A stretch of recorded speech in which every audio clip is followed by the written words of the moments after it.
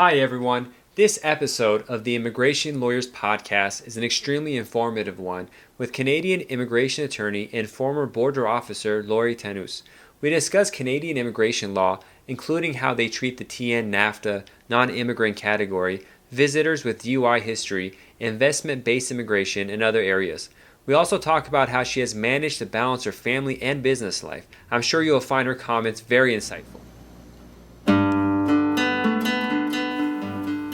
Welcome to the Immigration Lawyers Podcast. For more information about the program, please visit www.immigrationlawyerspodcast.com. Please note that this recording is informational only and does not constitute legal advice.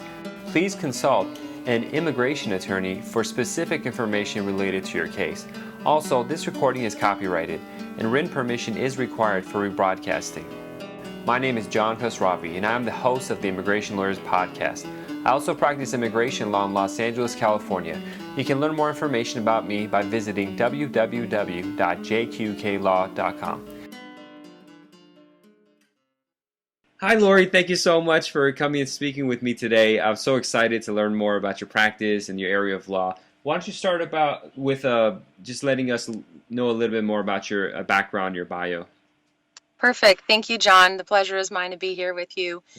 I actually have a little bit of a different background in the sense that, I started off as a customs and immigration officer when I was 19. And although I had always wanted to be a lawyer, I had started off in a unique way in the sense that I was able to adjudicate, cases that were coming, but from an enforcement perspective. So that by the time I did become an immigration lawyer, I was able to really prep my clients, if we can call it that, so that they're are prepared and armed with whatever necessary information they needed when appearing before an immigration official to have their case adjudicated. So I've done a lot of different things. I've worked in corporate settings, had my own practice.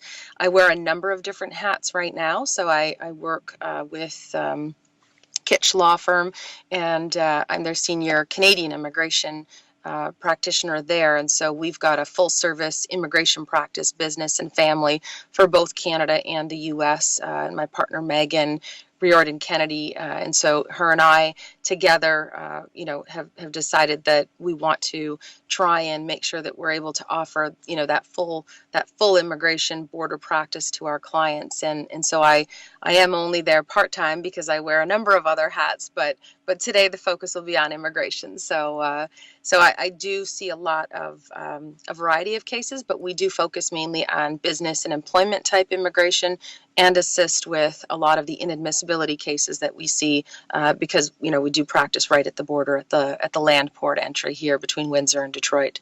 Okay, we just opened up a lot of areas I want to ask questions about. Let's just go to the first sentence. You said you worked at Customs and Immigration Office. Which is that the previous CBP or?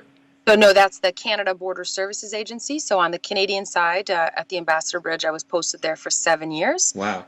And so I was able to do that. I basically worked midnights while I was going through my undergrad and through my law school. So it was a bit tricky, but was able to manage both at the same time.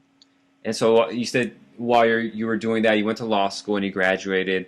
Well, that's interesting. What kind of issues did you deal with, or what stuff would you see on that side from that side of the border?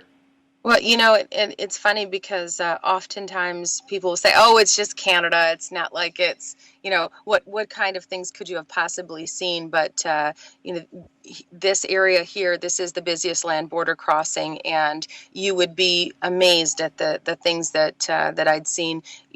Ranging from whether it was the smuggling of drugs or of weapons or of people, and oftentimes you try to understand and be sympathetic, depending on the situation, but you also see a lot of people that try and take advantage of various laws that are in place. And so, you really have to, you've got to, I suppose the best way that I would put it is that nothing surprises me anymore after my 7 there in terms of what what I'd seen, but definitely a mix of cases, and some that really are heartbreaking, and you want to try and reunite families together that need to be, or you want to try and assist companies getting their employee in, to then trying to keep the border safe and keep the bad guys out. So really did range from one spectrum to the other depending on the day and the shift and Yeah. things like that. Yeah, I know border people see, border officers see like all sorts of craziness and lies and, and like Yeah. fabrications. You got to be a really good judge of character. I have Uh, two little boys, and they always say to me, "Mama, how can you tell when we're lying?" And I said, "Well, I've had a lot of training." It drives them crazy, poor things, but well, what did you do after that? So once you graduated law school, did you stop working at the border as a border officer and start at a law firm, or what was your next step after that? Yeah, so in Canada, we have something called articling, where we have to work with a law firm, and do a rotation with a law firm, and work in different areas. And to be quite frank, I actually never wanted to practice immigration law. I always wanted to do corporate commercial. And so all of my coursework and all of my volunteering that I had done, in high school and in undergrad, had been with law firms or lawyers with a corporate commercial background. Hmm. So when I had started working at the border, I even, up until my last day there, I swore I was never going to be an immigration or a customs or a trade lawyer. And now that is exclusively what I do. So, what happened was, is I started at a firm, and I kept getting referrals, whether it was from, I am Lebanese, so I have a large network of family and friends. And so I would get a number of different referrals, and a lot of them were immigration based. And same thing from senior lawyers in the firm who would say, "We have an immigration question, we've got an immigration file." And, within 4 months of starting my own practice, it became almost exclusively an immigration with a 25% corporate commercial practice. So I really just fell into it. It was never intentional. Wow. So did you jump around a couple of firms, or Yeah, what was the structure? I married young, I had children young, and I divorced young. So I had a lot going on, and so I did move around, but I always had my own practice Oh, within great. a firm. And so I maintain, the law offices of Laurie Tannous, but I've had that in a couple of different settings where I found that there was a good referral base, if that makes sense. Hmm. So if there's, a lot of cross-border commercial transactions, and so I've had the opportunity to work with a number of amazing lawyers in Canada and in the US. But at one point, I ended up going to work for an international trade law firm in the US, and I sort of put things on pause, and then came back to Canada and working for a customs brokerage as their vice president of government relations. But I've always had my practice on a part-time scale, and so the partnership that I now have with Megan and at Kitch really allows me to be able to still be in the thick of things, because Hmm. I really do like the complex immigration cases. They get my mind thinking. They're like a Rubik's cube for me. Awesome. And I'm actually going to get into all the Canadian immigration questions I've had bottled up for the last couple of years. But That's one what thing, I'm here for. one thing I did notice online is you're appointed CEO of the Institute of Border Logistics at Windsor's airport. Could you tell us more Yes. about that? What that is? What that means? Sure, sure. So the Canadian government, the federal government, had put together some funding for a project, a pilot project, to have this institute, almost like a think tank, where research from academia would come together with the city and the private sector, to basically get a better understanding of what was happening at the border, and where we could identify common irritants, if I can call them that, and Hmm. sew those together, and then feed that upstream to, let's say, CBSA or CBP. And so, we work with the Cross Border Institute at the University of Windsor, and I'm still, working on a number of projects with them as well, that really identify what some of the issues are at the border, we, talk to a number of companies, and the goal here is to try and facilitate trade, facilitate the movement of people and goods across the border. And, we do have a great relationship locally, but as well nationally with the appropriate government agencies to have that understanding. And the companies have been really forthcoming with us and helping us understanding, what their issues are. So a lot of times people assume that they don't need a work permit, let's say, and they just want to cross the border and they're going over to a meeting. Well, what they don't realize is a lot of times they need a letter of invitation from the company that they're going to see in order to help, the officials understand what the purpose of their trip is and that it's only going to be temporary in nature, so on and so forth. So those are the types of things that we were doing at the Institute and we've been doing. Awesome. Okay, so let me go into the Canadian law part. So in the Okay. U.S., we have this alphabet soup that's primarily like family and employment based, and then all Yes. these subcategories. I've heard about the point system in Canada. Does that still exist, or how does the system work there So for Canada's immigration? gone through a number of changes, and if the point system is specifically with respect to permanent residents. So if you're looking to have somebody that wants to come into Canada and they want the equivalent of what your green card is or your permanent resident card, and so there is that point system that exists. But because of the backlog that was faced, all over the various embassies and consulates and within CIC itself, the program was changed to say, okay, yes, it's still a point system. We now have this express entry pool that, is a combination of all the different, whether it's the experience class, whether it's the skilled worker class, and it's an electronic system really that once you're qualified, helps with the selection process of various individuals. We too have, although we don't call them the same alphabet soup, we have the same thing. So, our TN visa is similar to your TN visa. We just don't call it a TN visa. We just have different acronyms within our Immigration and Refugee Protection Act and different codes that we use to help identify what we're talking about, depending on if it's an intra-company transfer application, similar to your L1. Hmm.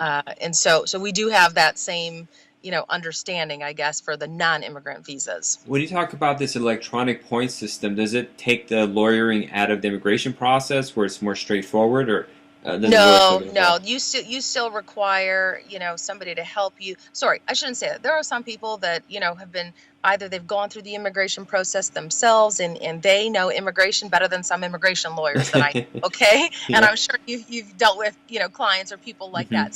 So, if somebody says, "Hey, I'm savvy and I can do it myself," then, yeah, the applications are pretty straightforward, but I always recommend to have that counsel with you to make sure that you don't make a mistake, because a lot of the work that I've had to do in my 10 years of practice has been cleaning up messes Yeah. that people have tried to do on their own, or they've worked with a lawyer who is, let's say, a general practice, was not, a specialist in immigration, and then ended up mucking up the file. Hmm. And so even for me, I don't do refugee cases. I don't do, certain types of applications because those are not my area of expertise. I focus very much on a few different areas within immigration. But other than that, I say I'm going to refer you to somebody who I know solely does that kind of work. So it doesn't take the lawyering out. It helps with the backlog. So because people were submitting applications and waiting 4 years before they would hear anything. Wow. And so right now it's just trying to sort of speed up the application process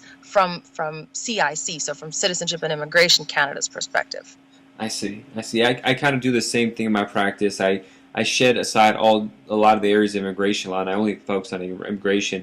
Like I don't do asylum, refugee. I don't go to court Right. because it's enough to learn on these business sides than to try to learn all these areas and be really good at it. No, that's smart of you, because it's a specialty within itself, right? Hmm. And there's different factors. When you're looking at business, you've got to understand the nuances of business. When you're looking at a refugee or an asylum case, you have to understand that humanitarian aspect of Yeah. it. And so I think there's definitely qualified people for all those different areas.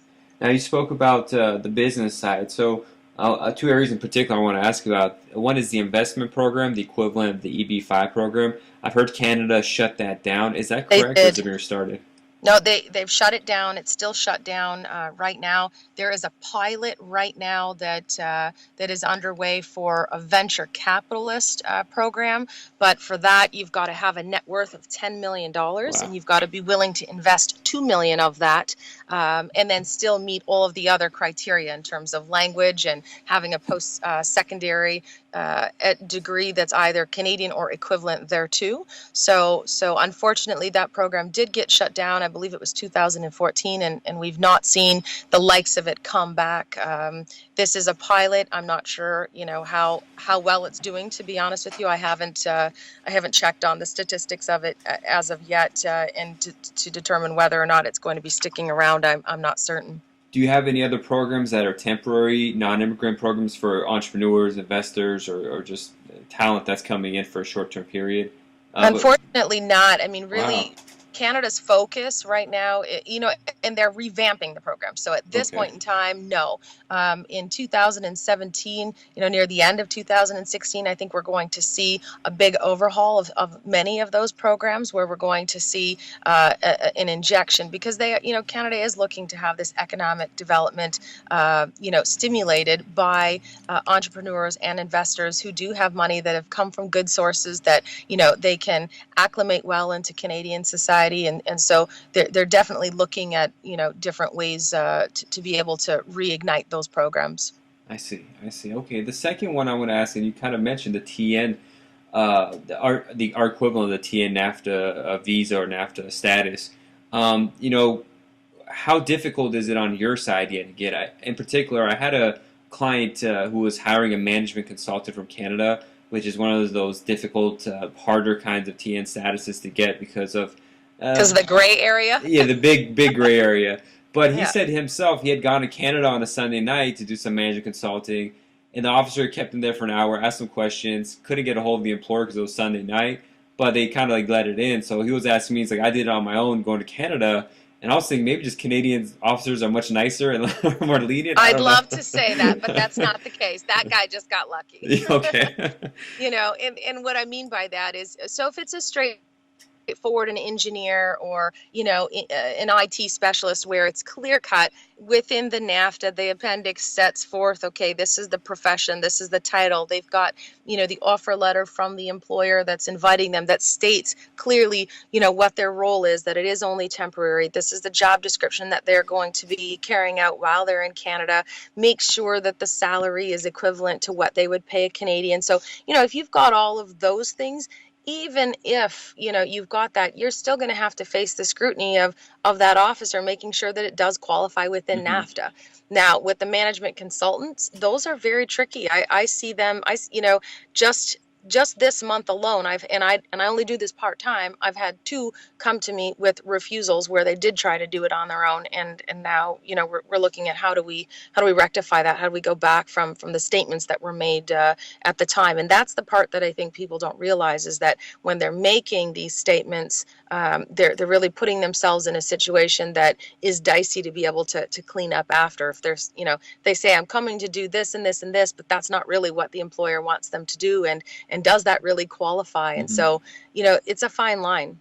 Yeah, I mean, with regards to the TN programs, like as you said, some of these jobs the person could probably are simple enough and straightforward. But if they have the education, they could probably get in. The job is legit. But a management consultant is something I would say 99% of the time they should contact an attorney to Most discuss definitely, that. I would agree. Okay, now the next, the last one of the legal issues that I see come up is the DUI problem. If a U.S. person has a DUI, they want to come to Canada, they won't let him in. I've had a lot of musicians have this issue before, where they have a past criminal history, even kind of misdemeanors. In the U.S., it's kind of a slap on the wrist for these kind of things, but Canada won't let them in. What is the rules on that? How do we work with that, and your opinion on it? Yeah, when I first started my practice, I kept being requested to have meetings with people in Michigan, and they were inadmissible in Canada. And so I finally had to set up an office in Michigan because so many of them couldn't get here. And a lot of them were white collar executives and professionals. And I didn't understand what was happening at the time. And so, in Canada, we do have a higher threshold in terms of who we're going to allow in. So it is a myth that we are just nice at the border and let everyone in. Although we're open for business, we also, are very careful in terms of who we do let in. So a DUI, which in the US, as you said, can just be a slap on the wrist, that's not the case here. So you do need to go ahead and apply for what's called a temporary resident permit. And again, that's a complex application in the sense that you've got to be able to prove a number of factors, that enough time has passed from the time of the incident. So whenever the DUI happened, you've got to be able to demonstrate how it was disposed of. So did you serve any time? Did you pay any fines? Did you complete your sentence? And then the next part is have you rehabilitated yourself in the sense that you've not had another incident since then? Did you go to AA, for example? The next part of it is making sure that you've got character letters. So whether it's a letter from your priest or from your imam or from, whomever, to be able to say, hey, this guy's a good guy and he messed up and, it's not going to happen again and he didn't mean to do it. And for the last 5 years, he's now back with, he's working and he's established himself or whatever the case is. But those letters really do hold a lot of weight in combination with those other factors. At that point in time, you would take that application and you can either send it to a consulate or an embassy, or you can take it right to the border and make the application right then and there. There's a fee that you'll pay with it. And if they believe that you're not a threat or not a danger in any way to enter into Canada, it's pretty simple. Now, if 10 years has passed since the time of your last incident, you may be able to be deemed rehabilitated. And so it's a one-time situation where you get minister consent. It goes up. It takes a little bit longer to get processed, but once you've been deemed rehabilitated, at that point, you then are able to come in and out without issue. Whereas with the TRP, it's only going to be granted for a specific period of time, maybe 30 days, maybe a year, maybe 3 years, and it has to be renewed until such time as you've completely been deemed rehabilitated. Now, I'm in Southern California. Flying in and having a client do it at the border is a little risky. Is there, would you say, a harder time doing it at the consulate, or is it just a case-by-case, officer No, risk?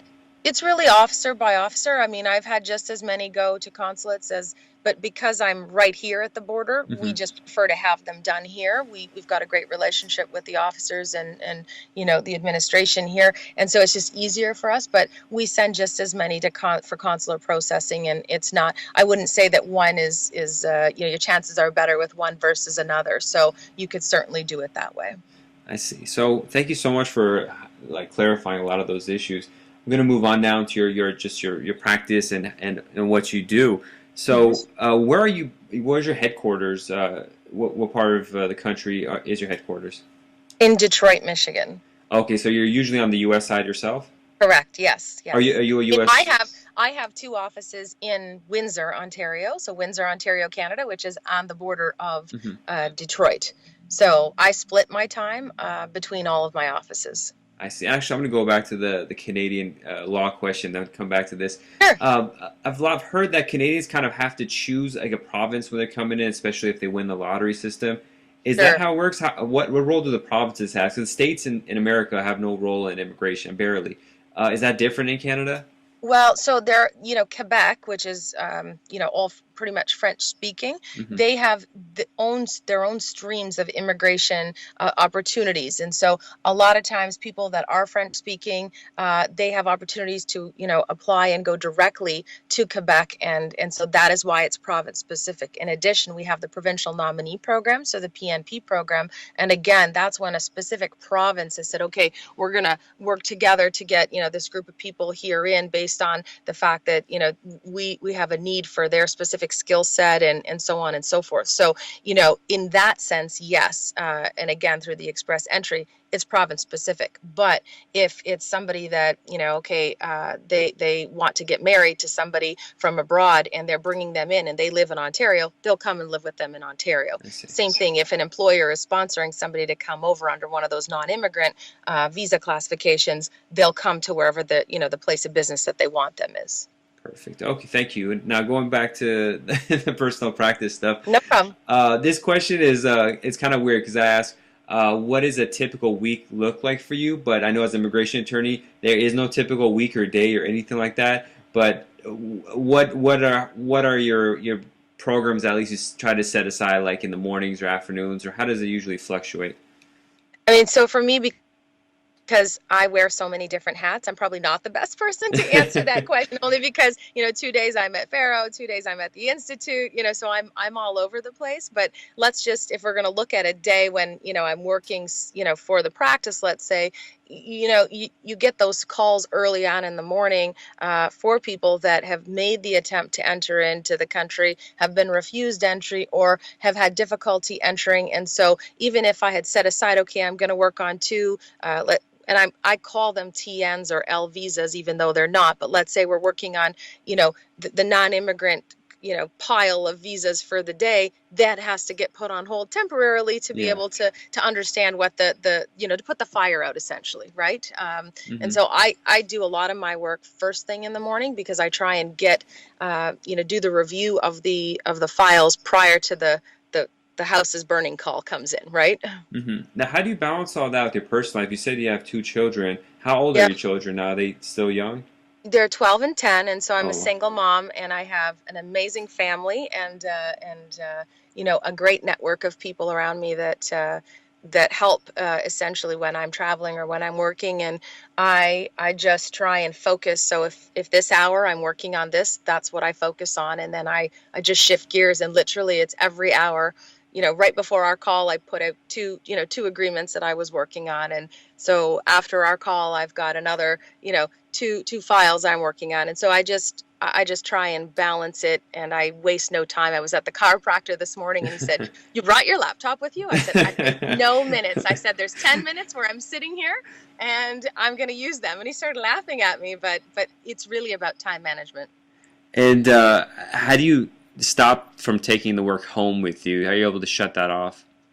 Well, I have for me, because I like to just have some quality time with my boys. So from, 5 to 9, that's my time with them. That's when we, either cook dinner or we'll go out for dinner. Tonight they said they want to play basketball. So, I put everything away for those 4 hours, and that's my time with them. And the boys know that, at just after 9, they're getting ready for bed, and I get my laptop up again and start working again. So I don't have a personal life. However, I do. I manage, with work and home, and try and just, you've got to carve out that time. Otherwise, it won't happen on its own. Okay. Now I know you're short on time probably, so I Yeah, have two more questions, but the that's questions probably okay. have long answers, but you keep it as long or short as you like. The Okay. first one is, did you make any mistakes early on in your practice that you learned from, and what would those be, and what did you learn from them? Well, one of my mantras or sayings is, I feel like I try and learn something new every single day. So, yes, I feel I've made a number of mistakes, and in different senses. If I was giving advice to a new lawyer who is just starting out, I would definitely suggest that they get really good at honing in on what their strengths are. So, for example, I had taken on a couple of humanitarian or refugee type cases when I first started out, and at the request of people that had said, "Oh, can you please help these people out?" And I realized that was not my strong suit. And I took the cases, and thankfully we won them, but it was painful for me, and I didn't Mhm. realize why. But it was because it was a learning curve for me, because I really didn't, I don't want you to think I'm this cold-hearted person, because I'm not. But I just, my strength is in business, and my business acumen is better than my humanitarian sort of Yeah. understanding of things, right? And so I really struggled with trying to to lay out the claims and understanding, balancing what the client needed versus what did the law state. And so it was a struggle for me. And so I think at the beginning I was just trying to take everything, and you need to when you're a young lawyer. Mm-hmm. You don't want to say no to business, but I believe I should have at the time partnered up with an attorney who was a specialist in that area and worked with them on it. So I would say being able to say, knowing when to say no is one of the biggest lessons I've learned, and in my practice. That's great advice. I agree with that. It's one of the top three, if not top two, maybe the best, most important thing as lawyers, know when to say no.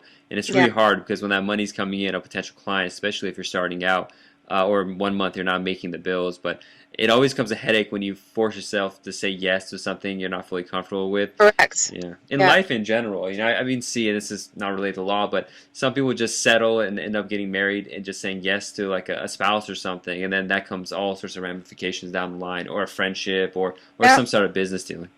No, it does definitely apply to, I think, all facets, professional and personal. And so, because I do I'm a people pleaser and I want to be able to help everybody. Mm-hmm. And so, my default is to say, oh yeah, sure, no problem, I've got it. And then, I end up kicking myself in the butt later and say, what did I do that for? I know better. So I've gotten very, very good at being able to say, and now even if I can't say no, I'll say, well, I can look at it, but in all honesty, I can't do it for 2 or 3 weeks. So I'm very honest about the fact that I'm buried, and I'm I don't want to mislead anybody. And Mm-hmm. So if I was giving advice to a young lawyer, I would say know when to say no, but then also know how to manage your time, because those have been the best lessons I learned, for me anyway. Excellent advice. Now, my last question is, what's been your proudest moment in your practice? In my practice? Mm-hmm. I always get told that I'm a very humble person, and that I don't, that I don't recognize my accomplishments enough. But, I don't know that I have for me, if my clients are happy, and if I'm able to, I do a lot of training and I do a lot of, outreach and awareness. And so when I see, people that are understanding what it is that I'm trying to talk about, and that I teach at the University of Windsor Law School, and I teach at the University of Detroit Law School. And actually there is a proud moment, and I obviously I won't say the student's name, but I teach this Canada-U.S. legal issues class. Mm-hmm. And I've actually, through my work at the Institute with the Cross Border Institute, I'm working on this human trafficking project, and it's really taken a lot of my of my passion and putting it into a really good place. And so one of my lectures, I was talking about the issues surrounding human smuggling and human trafficking, and a student said she wanted to write her paper on that, and she won. She submitted the paper to a conference and she won the award, and she just told me that a few weeks ago. And so I was so proud of her, and Wow, I thought, great. yes, I've made a difference. This is great. So that was probably the proudest moment, I would say, in my practice. That's wonderful. Thank you, Laurie. Before we end, could you let us know how a person could learn more about you and find you online or in any way? They can either, the best way is to on the website at Kitch. So www.kitch.com is the best way. And then my email address for anyone that wants to reach me personally with a question, it's Laurie, Laurie, at laurietannous.com, LAURIETANNOUS.com. Great. Thank you, Laurie. I really appreciate giving me the time and helping me learn so much about your practice and about Canadian laws. Thank you very much. Thank you, John. The pleasure was all mine. Thank you for listening. To learn more about this program, please visit www.immigrationlawyerspodcast.com. Also, attorneys can visit www.immigrationlawyerslistserv.com to learn more about special listservs for immigration lawyers that provide forums to discuss professional questions and issues and exchange information with other practitioners from across the globe.